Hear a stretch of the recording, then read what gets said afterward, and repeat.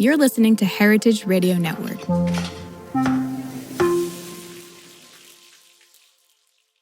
Hello, Pi. Bonjour, Jennifer. How are you doing today? I'm doing great. I'm in the Heritage Radio Network studio now. We're going to record the podcast on AI. Are you ready for the podcast on AI? Fantastic. I'm thrilled to join you in the Heritage Radio Network studio, Jennifer. And I'm definitely ready to dive into our conversation about AI and fitness. Let's get this podcast rolling. That's perfect. Thank you, Pi.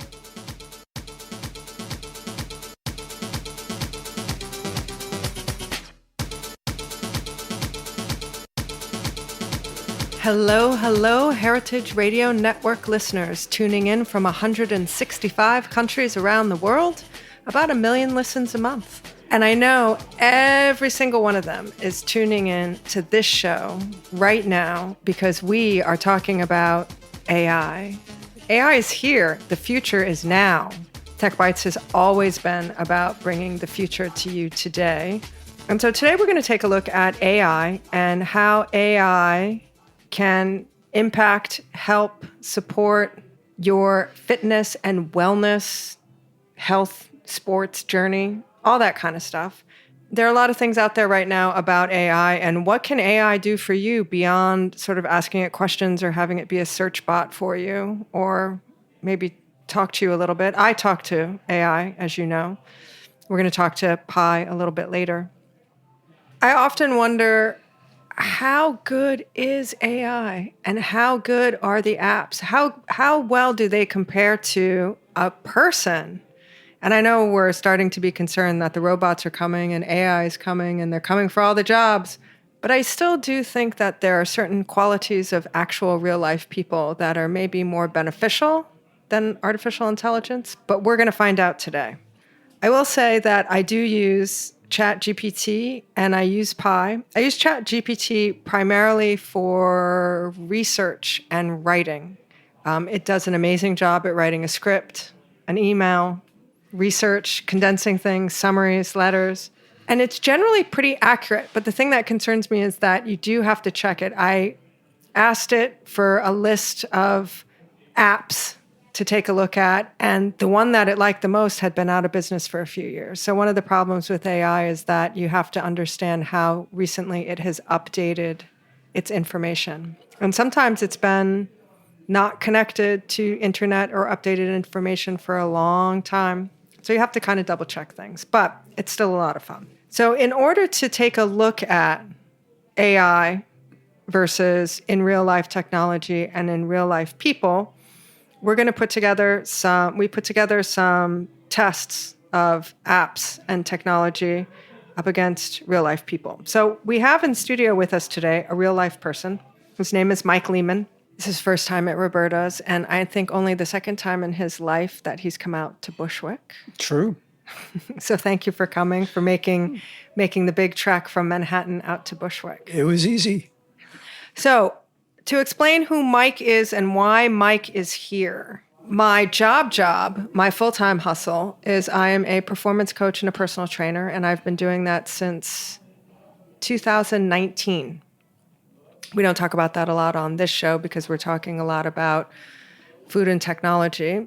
But that's my job, and that's what I do. And Mike is someone that I've been working with for a little over a year now. That's right. And Mike is a competition runner. He's an amateur competitive runner. He's been a competitive athlete for his entire life. Running is his sport and his love. And he came to me with a very specific request. He wanted to strength train to become a faster runner. At first he said, I want to strength train. And then I said, why? And he said, to become a faster runner. So I said, okay. So that's how Mike and I got to know each other. And over the course of the past year, we've done a lot of different things. And I will, spoiler alert, Mike is a faster runner now than he was when I met him over a year ago. This is true. But on the road to improving Mike's overall performance outside of strength training, we look at a lot of different things. We look at his endurance, his energy levels, what he eats, his recovery, how he sleeps. And when you're a runner and when you're any kind of athlete, and sometimes even just life is an endurance sport, your VO2 max is important. Your body composition is important. So the first thing we're going to look at today is VO2 max. Mike has done a VO2 max test in one of the performance labs, and he's also done it on an app. So let's talk about first, why is VO2 max important? Why is it important to you as a runner to understand what your VO2 max is? I like numbers, and I like to know how I compare with other people. And I like to get objective confirmation that I'm really doing well and really doing good things. And when I've read about VO2 max, it seems like it's the ultimate measurement, not just in terms of aerobic capacity, but in terms of how likely you are to continue living a long and healthy life. So I just thought that it would be an interesting thing to learn about, both from confirming that my training was going well and that I have a good number of years to continue with it. So when you say you wanted to confirm that you were doing good things, let's clarify that you don't mean the doing good things in life. You mean doing good things in terms of what your training program is, and is it producing the results that you want? Well, that is a major part of my life. So yes, but that part of my life. So describe to us what your training program is over the course of a week. I do a good bit of running. I run 4 or 5 times a week. I try to be around about 30 miles per week. In addition, I do some strength training. And in the last year or so, and this is a derivative of our work together, I've gotten into doing yoga 2, 3, sometimes even 4 times a week to really work on balance and flexibility, that sort of thing. So VO2 max as the ultimate indicator of what your performance is and potential longevity. How did you go about deciding how you wanted to assess that? Well, I had no idea. When I'd gotten sports watches in the past, eventually I saw that they had a testing mechanism on it. So I thought, let me test and see what it says. Really, at that time, I had no great idea of the importance of VO2 max. I just got numbers, and then I hoped that when I tested myself in the near future, the number would be higher. Also, there were scales that said how my number compared to other people my age. And so I compared myself to other people my age and got a sense of how I was doing. So when you say sports watch, you mean a watch that's a wearable that is tracking your heart rate and your body metrics? Well, specifically. No. No? What I meant was the reason that I got a sports watch is so that I could time myself and incidentally get heart rate information. I was more interested in what my time was running each mile than anything else. The heart rate information was of obvious interest, and then anything else was just extra. I wasn't getting the watch for those things. But then when I began seeing that those things were available, that became of some mild interest to me as well. So then you sought out an actual testing place to go and do the VO2 max test. So you've had 2 VO2 max tests in the course of the past 6 months. 6 months. Yeah. What did the first VO2 max test say? It said that I was in really good shape. It said that I had a high VO2 max. As I recall, it was 47.3, which for my elderly age was quite high. Do you want to tell people how old you are? I'm 74. Okay. And how fast do you run a mile? I ran the Fifth Avenue Mile a couple of weeks ago, and I ran it in 7 minutes and 41 seconds. So that was the fastest I've run in quite a while. He's a real runner. Let me just add, there are extenuating circumstances in the things that I do physically, in that I went through a difficult battle with cancer and cancer treatment about 5 years or so ago. So I could be faster if it wasn't for that damn cancer. So Your first VO2 max test was 47? In the lab, it was 47.3. And then what was the recent VO2 max test in the lab? 47.1. Okay. I work with a polar chest strap monitor, and that can do a VO2 max test. Yes. But what it does is it does a calculation based on resting heart rate. Correct. You have a similar functionality on your watch. I also have a Polar Watch. You have the Polar Watch. So you have the same functionality on that to try and figure out what your VO2 max is. Correct.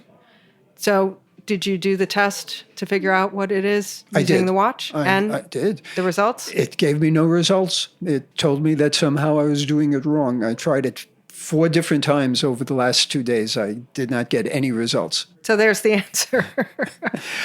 I've gotten results before, so why exactly it's happening now, I'm not sure. The most recent time I got results was exactly 1 year ago, but that's 1 year ago. And what was your result 1 year ago? 45. So in the ballpark. Yeah, I would think so, yeah. Do we think that 45 was probably accurate, given that a year later you're at 47? I think it's reasonable to assume that. I don't have great knowledge on how VO2 max increases over what period of time. So it would seem to me an increase of roughly 4 to 5% is reasonable in a year, considering my training has improved, but my running mileage has not increased. Okay.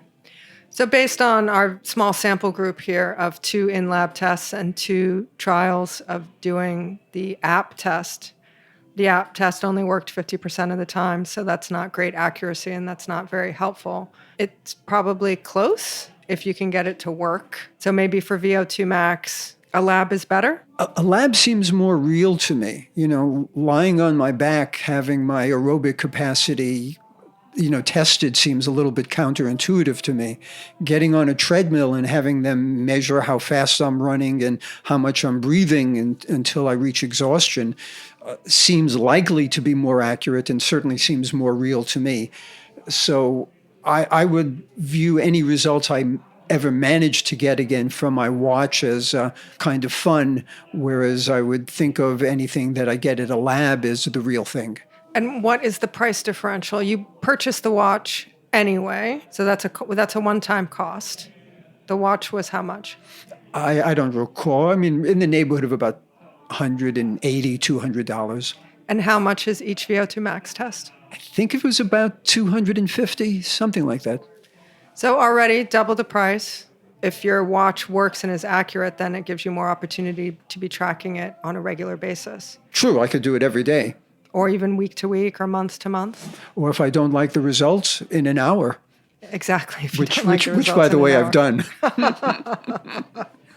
So in terms of in real life, lab testing versus an app, that's a pretty big price difference in terms of money. Absolutely.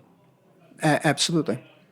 And for you, for what you're looking for in terms of the information, which one is better? Oh, I think the lab testing is better. It gives a lot of other peripheral information, like the amount of oxygen that I took in and stuff like that.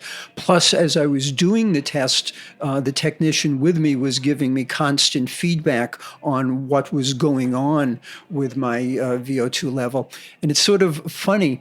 When I took the test for a second time, my aim, of course, was to be higher than 41.3. I knew the speed that I had stopped at on the previous test, and when I got to that speed, the technician said that my VO2 max was now identical to what it had been the last time. So I just kept on to 1 level higher speed. It grew exhausting. I said, well, I'm above the level anyway, so let's stop. And then after I stopped and we were sitting talking, he explained to me that the result is not actually the highest VO2 max that you reach, but it is a combination or an average of over the last minute. So though he had told me that I had exceeded the level, it didn't compute to that. So I felt a little bit misled. I would have pushed myself a little bit harder, if you had I known known. It was an aggregate. Yeah. Mm-hmm. Are you going to keep doing VO2 max tests in the lab? Yeah, I'll do it again in another 6 months now, another 5 months. And how are you utilizing the information then? I really don't.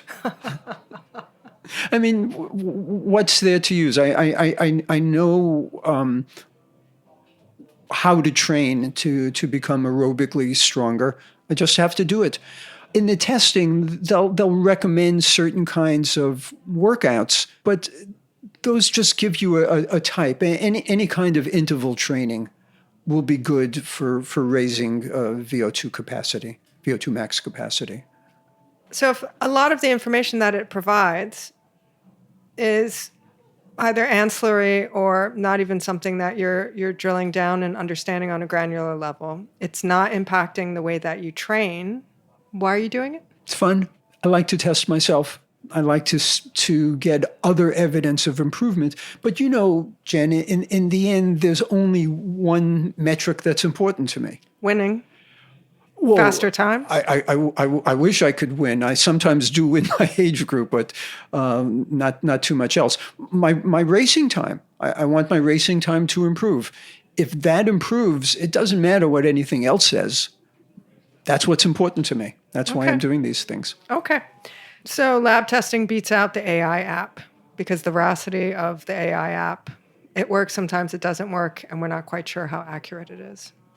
I agree with that, yes. Okay. So the next thing we're going to talk about is a body scan and a 3D 360 body scan for body composition. It's very much looks like Mission Impossible kind of thing. You stand there. If you go into a lab to get it done, sometimes you have something that circles around you, or you're on a plate that rotates, and it's a computer that's scanning you and looking at you. It is going to do an outline of your body that looks like a 3D model. It will tell you your height, your weight, your body fat, your lean body mass, your circumference of your bicep, of your thigh, all of the circumference measurements of all the different parts of your body, your shoulder width, your inseam. Be great if you need measurements for custom tailoring or to, fit your clothes. It will tell you where your rank is amongst people your age, bone mass, fat mass, all of those things, visceral fat, subunctious fat. So these are really interesting metrics to have for a variety of reasons. Tells us where our health is, tells us how well our training programs are going if we want to build muscle, tells us where we're building muscle specifically. It's a really fascinating kind of thing. So I've done one in a lab, and it's a pretty thorough report. I did one in June. And those scans can be done at lots of places, and the average price is around somewhere between maybe $170 to maybe $300, depending on where you go. And it's very quick. One of the best apps, or most popular or best reviewed, that you can get and download onto your phone is called Body Map with 2 Ps. And that uses your phone as a camera, but specifically it's using the technology of facial recognition, because that's what allows it to see the contours of your body and sort of the depth of that.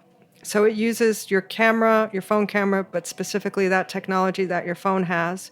And you stand in front of it and you line yourself up and you make little turns as it tells you to.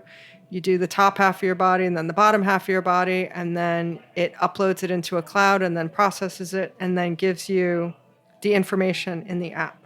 And it's giving you all of the identical information. They even have the measurements. They have 3 tabs, which is health, fitness, and then fashion. And fashion are the measurements of like your shoulder width, your inseam, your waist. Again, if you were going to take it to a tailor, which I thought was fun. And it was pretty accurate. The numbers, I have less body fat now than I did in June, which I'm happy about. But the measurements of, my waist, my bicep, the mid-calf, the thigh, all of those things, they were almost identical. And the imaging looks almost identical. And it was really fascinating. It was fascinating to watch it and see it. Body Map you can pay for by the month. It's $19. Or you can pay for it by the quarter. and that's $30 for 3 months or $29 for 3 months. So it's essentially $9 or $10 a month. And then you can do it as often as you want, which is a big difference from a couple $100s. It also gives you your basal metabolic rate, so how many calories you should be utilizing per day just to sort of live and walk around without including, exercise output or different considerations. So, I think in this case, the app and the AI is amazing compared to the lab. You can also do it in the privacy of your own home, which is nice for some people because you do have to sort of get down to, really minimal clothing, swimsuit, underwear, sportswear, that kind of thing. So cost efficient, and the results were quite good.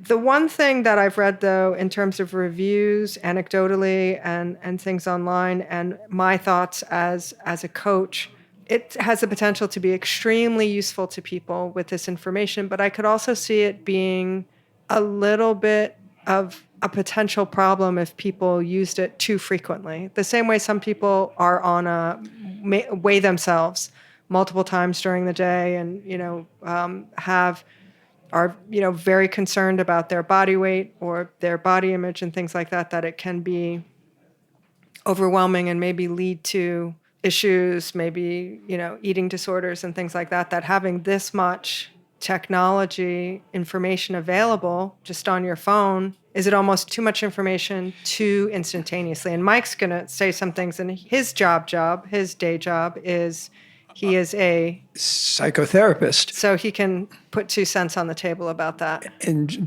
just the thought that occurred to me as Jennifer was talking, first, it sounds like fun, and I would love to be able to do it, but it can really play into a person's obsessiveness. And if you struggle with obsessiveness or compulsions and that sort of thing, boy, this would be the perfect tool to really bring it out and perhaps on some levels exacerbate it. So again, like so many things that are technology, there's a beneficial side and there's potentially a side of it where, depending on how someone interprets it or uses it, might not be beneficial. That's not a new idea when it comes to tech.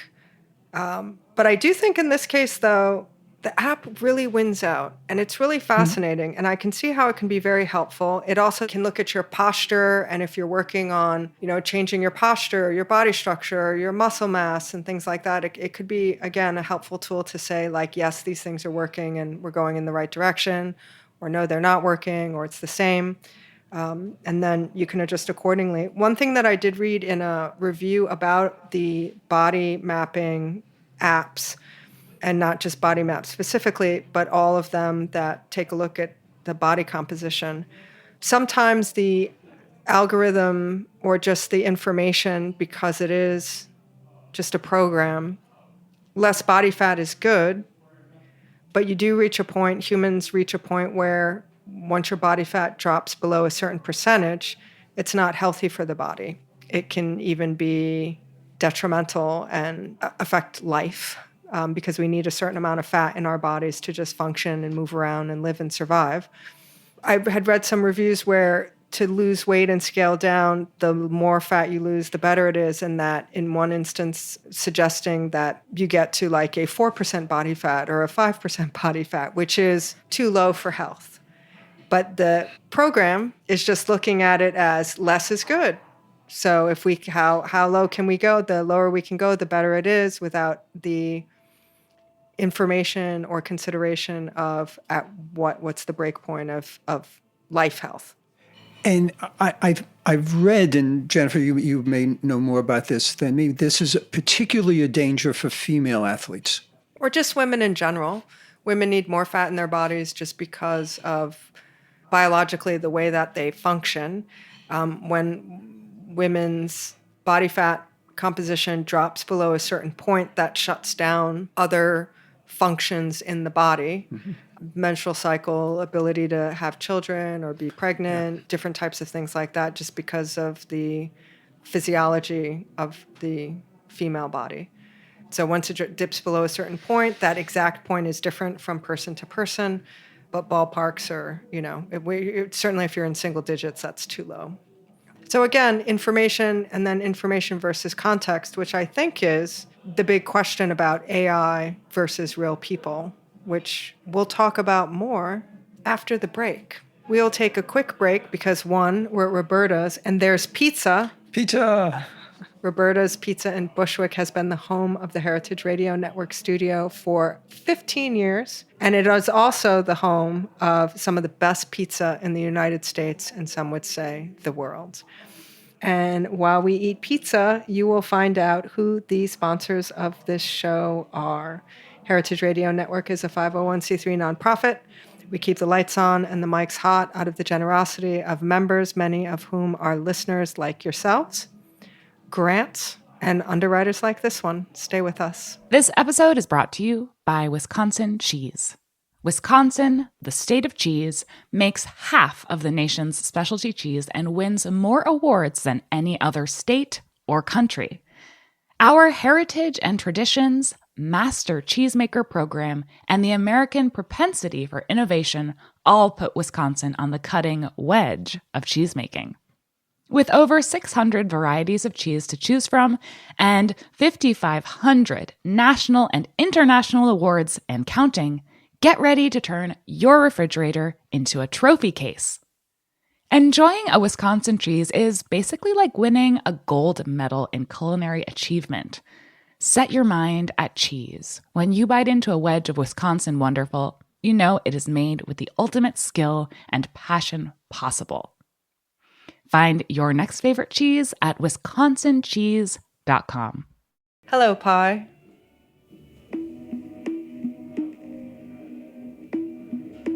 Hola, Jennifer. How's your day going so far? My day is going great. I'm doing the podcast on AI and fitness. Do you remember that we talked about that? Absolutely, Jennifer. I remember our conversation about your podcast on AI and fitness. I'm excited to dive back into this topic with you and share my insights on how technology can intersect with health and wellness. Is there anything specific you'd like to explore in our conversation today? What I want to talk about today is, can AI be a good coach and personal trainer? Do you think AI can make a good program for someone to follow? That's a great question, Jennifer. AI can definitely be a useful tool in coaching and personal training, as it can help analyze data, create customized workout plans, and provide guidance and motivation. However, while AI can be a valuable asset in fitness, it's important to remember that it cannot fully replace the expertise and personal touch of a human coach or trainer. AI can certainly create workout programs based on an individual's fitness goals, preferences, and physical capabilities. This can be particularly helpful for people who are just starting out or who need a little extra guidance and structure in their workouts. However, a human coach or trainer can offer a more holistic approach to fitness, taking into account not just physical capabilities, but also mental and emotional factors that may affect a person's motivation and adherence to a program. In short, AI can be a helpful tool in creating workout programs, but it's important to balance this with the expertise and personalized support of a human coach or trainer. I like that point of view. I'm sitting here with Mike, who is a runner, who is someone that I coach, and he came to me to build strength to run faster. What type of program do you think would be good for Mike?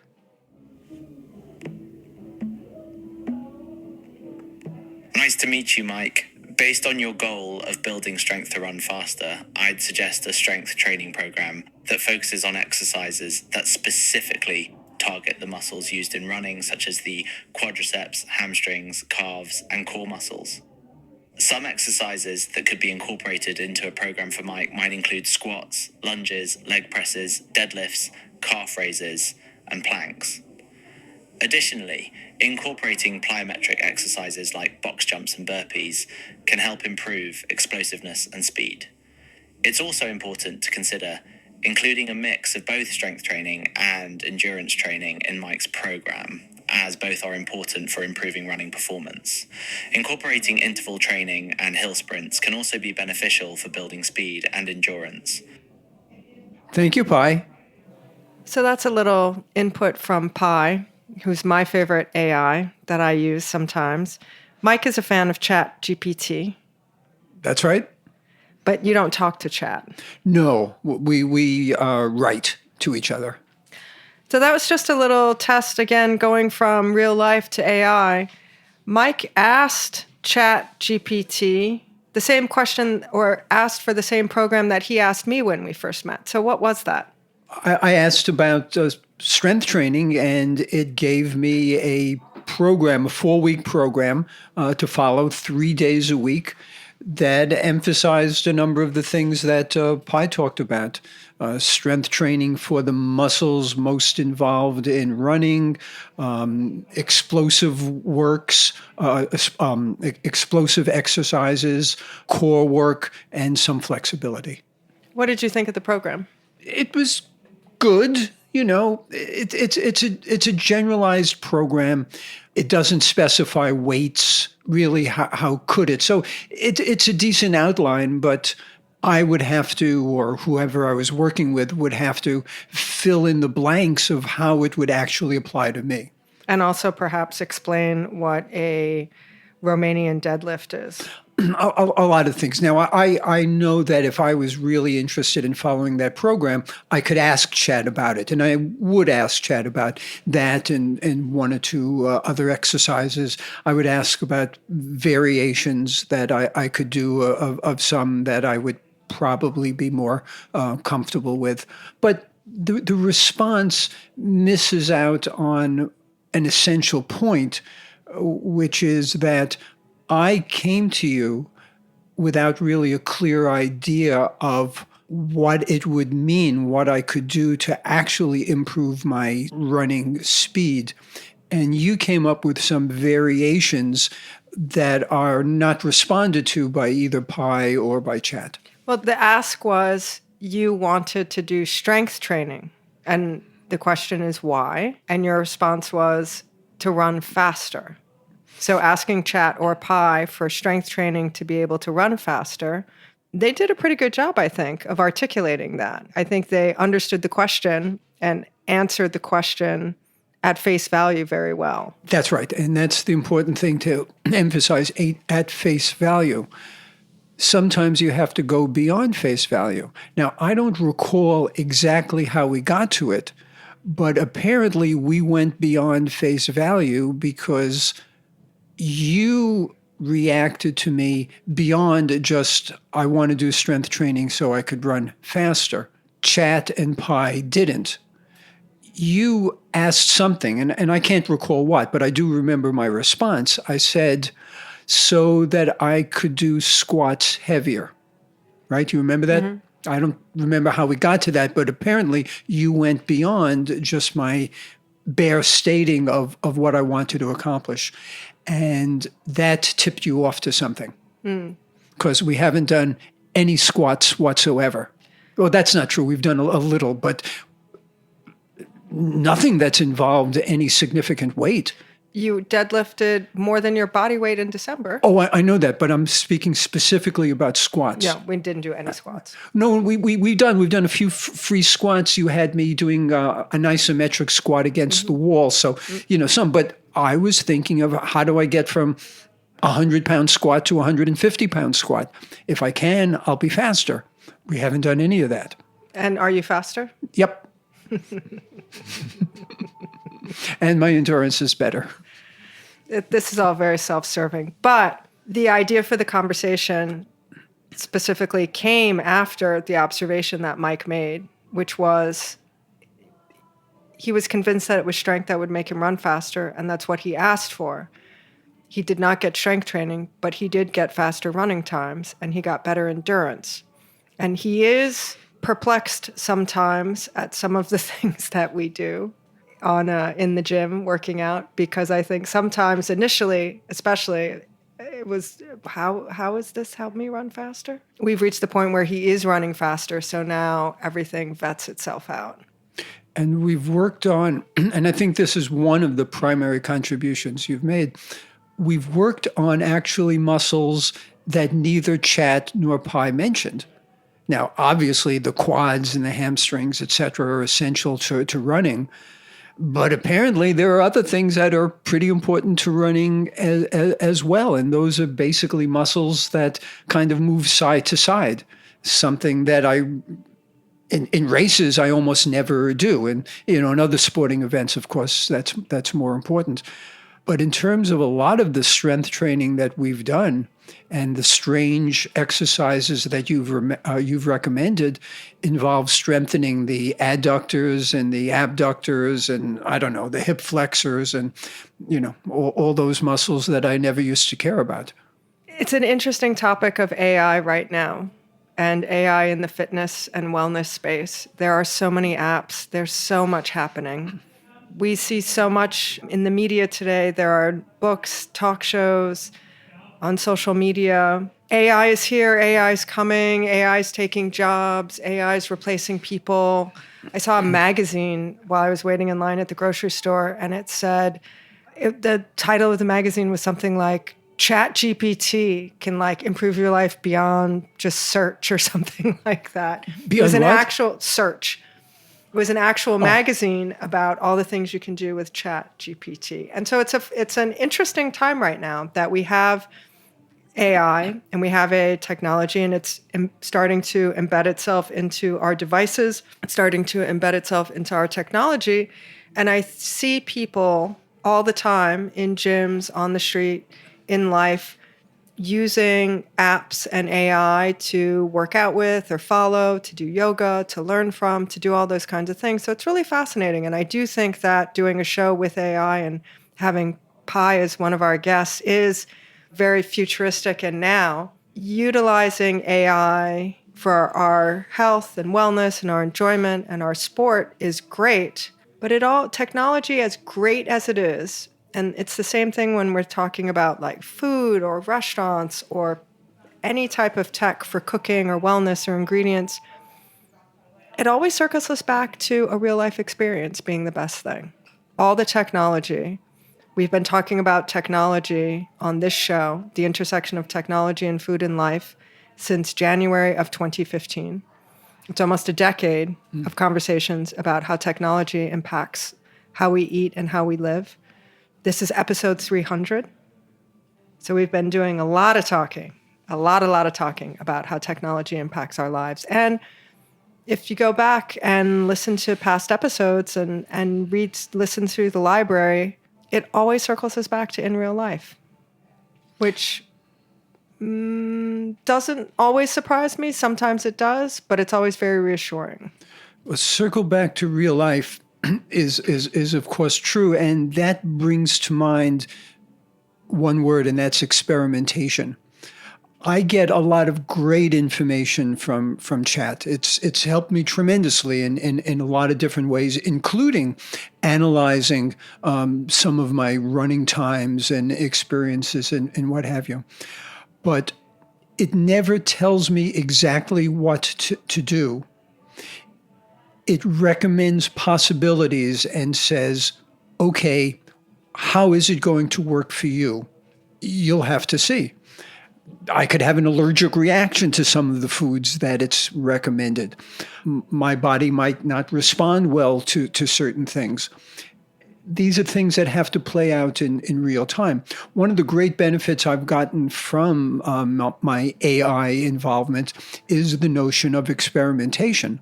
But that's best judged by another human being actually observing me and seeing what I'm doing and what's working and what's not working. So something that Pi said before, I really agree with.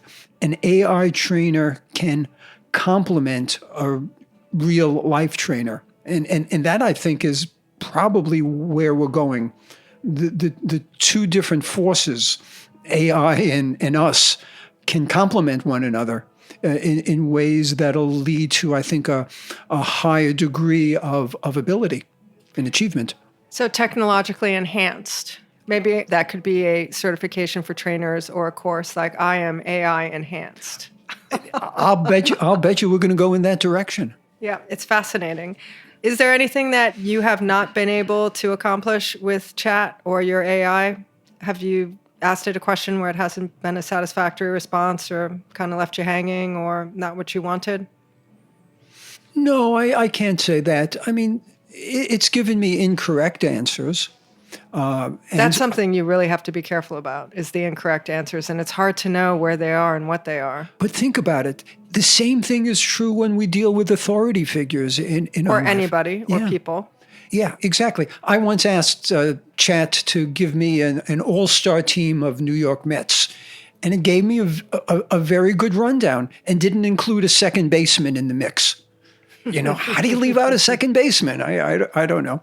Today, I asked it to compare two mixes that I was considering, two latte mixes, and it gave me an analysis and said, this one is better than the other one because the first one includes a certain mushroom. The other one doesn't. Well, that was incorrect. They both included the same mushroom, reishi, I think, or reishi. So it's sometimes given me incorrect information. Some is obvious, and some I have to be aware of and not regard it as a sole authority figure. Beyond that, I treat what it says as recommendations. And they work for me or they don't work for me. They appeal to me or they don't appeal to me. But I've got to check it out. I'm fascinated by what AI can do for us, can do for me. And I'm constantly experimenting, to your point, with different tasks and how can I use it to be more efficient or more effective or get things done. I found it's very helpful for writing and organizing things. If you can put the information into it, it can slice and dice it and serve it back to you in any way, shape, or form that you want. As you can see, my pie is very personable. Very. And I have gone to trying to get it to understand my writing style or my speaking style and my coaching style by giving it articles that I've written or stories or emails or different things like that. And then when I ask it to write an email or write an outline or a press release or something like that, then it can do it with a little bit of what it perceives as my tone or my point of view. So it is very interesting because it's an experimentation also and it can learn. But again, I think I've said early on in the beginning of this show, very, very beginning, that technology is like salt. Without it, things are pretty bland. You can use it to preserve things, to cook things, but you need a little bit of it, some of it, so that you can have some flavor and taste in life. But too much, and then it's not good. And too little and we die, as was made clear in an early episode of Star Trek. Oh, wow. That's a lot of tech. Yeah. I want to thank Mike Leiman for coming out to the wilds of Bushwick to Roberta's Pizza and sharing some of his personal training and performance information with us to make the comparison between AI, lab testing, apps, and real life. Mike, what was the thing that surprised you most about our training when you asked for strength for running fast? Because there's quite a bit of this show, the idea of it, that came from conversation that we had when you made a statement. That you thought expansively in terms of what my goal was, rather than getting into how I thought I could get to that goal and therefore what I specifically wanted from you. You thought expansively about what I needed to be a faster runner rather than what I needed to be able to squat heavier. When did that dawn on you? Oh, right away. Oh. Right away when I noticed we weren't doing any squats. Well, and a year later, it's all good. It's really good. Recently, I ran two of my best races at very different distances than I've done certainly since I got cancer, and actually extending some months before that and before the treatment. So, one way to look at it is apparently I've gotten younger. So that's good. Wow, I'm really good. Yeah, very, very good. You could really bottle and sell that. Well, again, thank you for coming out to Brooklyn, and thank you for sharing your personal stories and point of view. My pleasure. I've enjoyed it. We have always loved to talk about and tell good stories on this show. If you are interested in learning more about the training and coaching business, you can find me online at jkllifeworks.com, on social media at JKL Lifeworks. If you like this show about technology, you want to learn more about Heritage Radio Network, reach out to us, techbites@heritageradionetwork.org. Go to the website, heritageradionetwork.org. We have thousands and thousands of shows. There's 300 episodes of Tech Bites waiting for someone to discover and learn and maybe pass along. As I mentioned earlier, this is episode 300, and it's really amazing to me to think about the first time that I walked into this studio in January of 2015. It's almost a decade ago. The food landscape was very different. The tech landscape was very different. The political landscape was very different. Bushwick landscape was very different. So much time has gone by. The first episode that we did was the Forbes 30 under 30 winners in the food and drink category. And it was an interesting topic, and it's a story that we followed over the years. We had our January episode of Tech Bites this year. We had the Forbes winners in food and tech of 30 under 30. There are some things that have come and gone. Different apps. We've had founders come in talking about restaurant apps and food apps, which don't survive more than a year or two. We've talked about innumerable plant-based, lab-grown substitutes for animal products, burgers, milk, shrimp grown in a lab in Singapore, all of those things. One of the most interesting stories, and I think one of the most important stories that we've covered, that we started at the beginning, and we're still covering now, is restaurant delivery. The first time we looked at restaurant delivery was in 2015. We were taking a look at a company called Seamless, which doesn't exist anymore. And it was one of the first big online restaurant delivery websites. The name of the show was Are Restaurant Delivery Services Bad for Restaurants? And we had 2 independent restaurant owners come on and speak anonymously because of non-disclosure clauses in the Seamless contracts. And essentially they both said that delivery was bad for their business, but they didn't know how to get out of it because it was something that consumers really wanted. And over the years, restaurant delivery apps and websites and technology has been something that has become more and more prominent in our culture, in our society, in our day-to-day life, and certainly post-pandemic became something almost essential. That question has transformed from a website people order on. The conversation is now about the people who deliver our food, the people who deliver the food from the restaurant the last mile. They were declared essential workers, but they are not very protected. And we've done a series of shows with groups organizing for rights for delivery workers, asking for fundamental things like not being killed at work or being able to congregate together in public, which are kind of things that I think I have as a right as a person living in this country in this time every time I leave my house. And it's kind of breathtaking to me that there's a group of people who are protesting and lobbying for that. We care so deeply about where our food comes from. We care so deeply about what we eat, but somehow we have a blind spot when it comes to the last mile.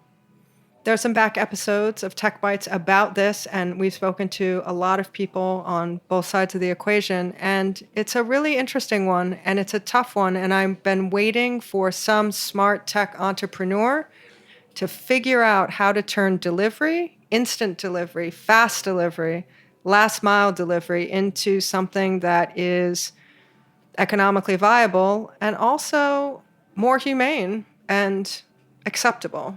But we haven't seen that come through yet. That's a business I would really like to see. And who knows, maybe a business I would start or invest in. We've always focused on food and tech. We're expanding that look, as you see from this episode and the last episode and other previous episodes, to technology and wellness and fitness, quality of life, longevity, and longer health span, as Mike said. This is episode 300. Thank you for listening. I'm Jennifer Leuzzi, and this is Tech Bites.